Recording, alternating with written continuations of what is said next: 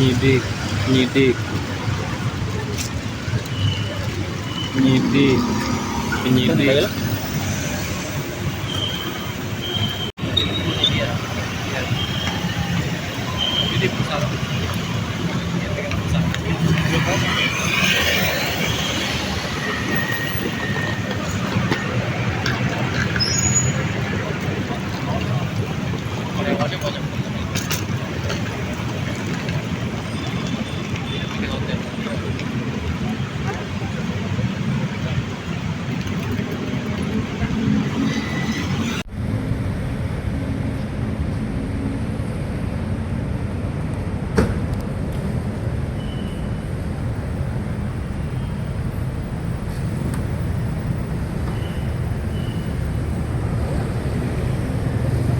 Itu istri bupati tuh.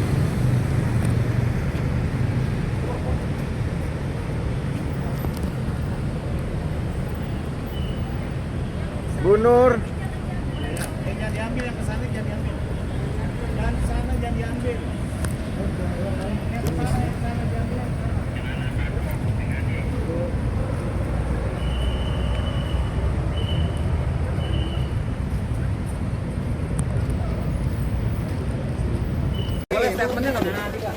Bu, Bapak di hotel katanya sama anak angkatnya Bu ya? Bener nggak Bu?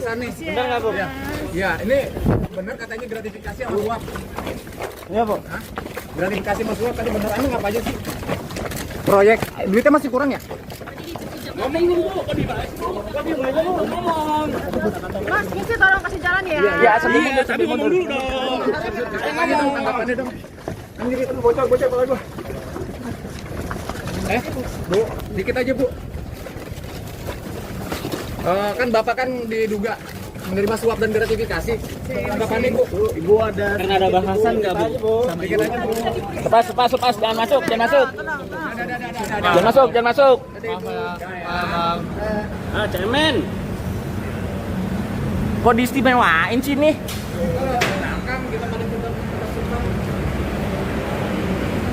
Mereka melakukan kegiatan penyelidikan tertutup yang kemudian terjadi peristiwa tertangkap tangan terhadap para terduga pelaku tindak pidana korupsi di wilayah Kabupaten Pemalang. Di mana dalam rangkaian peristiwa tertangkap tangan tersebut, tim mengamankan sejumlah 21 orang, 5 orang diamankan di Jakarta, 15 orang diamankan di Pemalang, dan 1 orang diamankan di Purworejo. Adapun dari 21 orang tersebut, nantinya 12 orang akan dilakukan pemeriksaan lebih lanjut di gedung KPK Merah Putih. Dari 12 orang tersebut, 5 diantaranya yang diamankan di Jakarta saat ini sudah dilakukan pemeriksaan di gedung Merah Putih KPK.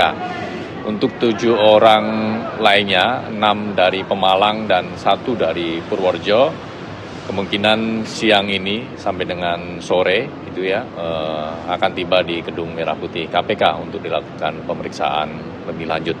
Mayoritas lembaga keuangan global memperkirakan The Fed akan mempertahankan suku bunga acuan yang pada rapat kebijakan yang berakhir pekan ini. Ya, mayoritas lembaga keuangan global memperkirakan The Fed akan mempertahankan suku bunga acuan pada FOMC yang digelar pekan ini. Sejumlah lembaga tersebut memproyeksikan suku bunga acuan tetap berada di kisaran 3,5 hingga 3,75% hingga akhir 2026. Mayoritas lembaga keuangan global memperkirakan The Fed akan mempertahankan suku bunga acuan yang pada rapat kebijakan yang berakhir pekan ini.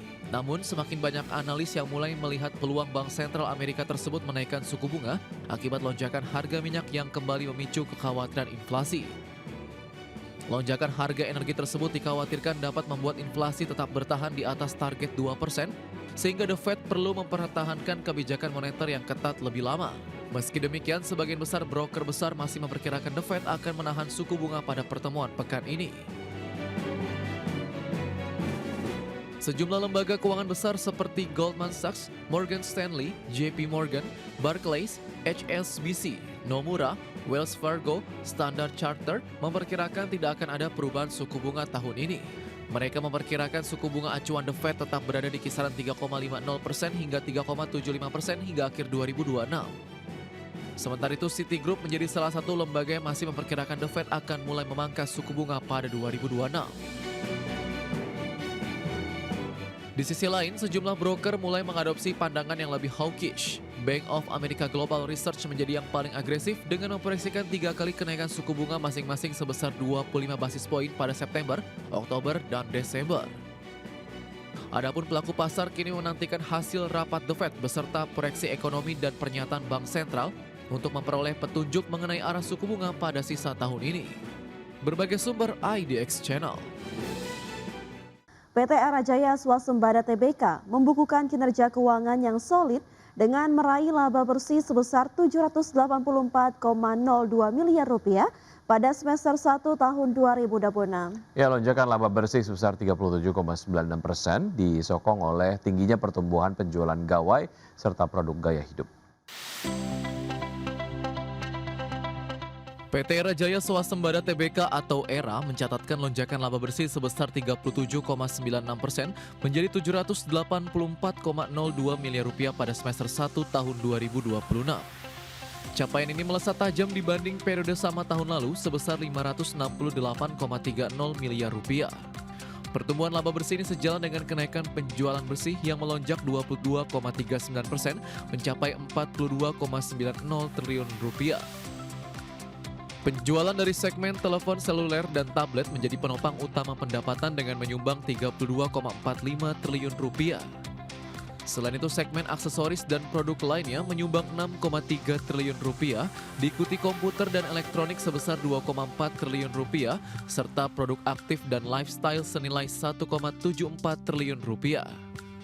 Kenaikan volume penjualan tersebut mengerek laba bruto perseroan tumbuh menjadi 4,80 triliun rupiah dari sebelumnya 3,96 triliun rupiah. Peningkatan pendapatan lainnya melonjak menjadi 437,56 miliar rupiah juga turut memperkuat laba usaha perseroan. Total aset perseroan tercatat tumbuh menjadi 29,34 triliun rupiah hingga akhir Juni 2026 dari posisi akhir 2025 sebesar 28,85 triliun rupiah. Sementara itu total liabilitas dan ekuitas perusahaan masing-masing berada pada posisi 18,4 triliun rupiah dan 10,94 triliun rupiah. Adapun lonjakan laba periode berjalan hingga 43,96% mencerminkan solidnya ekspansi retail modern perseroan di pasar nasional. Manajemen optimistis penguatan portofolio produk dapat menjaga konsistensi kinerja keuangan hingga akhir tahun 2026 mendatang. Berbagai sumber IDX Channel. PT Unilever Indonesia Tbk membukukan lompatan kinerja keuangan yang solid sepanjang semester 1 tahun 2026. Lonjakan laba bersih hingga 37,7% ini didukung pertumbuhan volume penjualan serta pundi keuntungan dari aksi divestasi aset. PT Unilever Indonesia Tbk mencatatkan lonjakan laba bersih sebesar 37,7% menjadi 2,97 triliun rupiah pada semester 1 tahun 2026. Perolehan tersebut melesat dibanding periode sama tahun lalu sebesar 2,16 triliun rupiah. Penjualan bersih emiten berkode UNVR ini naik 7,05% mencapai 16,9 triliun rupiah dengan penopang utama segmen perawatan tubuh serta kebutuhan rumah tangga. Aksi penjualan aset dari operasi yang dihentikan menjadi pendorong utama lonjakan laba perseroan.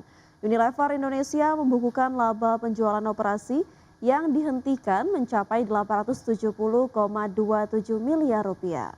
Pos pendapatan non-recurring ini mendorong total laba operasi yang dihentikan meroket menjadi 887,86 miliar rupiah. Sementara itu, biaya keuangan perseroan juga berhasil ditekan signifikan menjadi 14,64 miliar rupiah dari sebelumnya 67,18 miliar rupiah.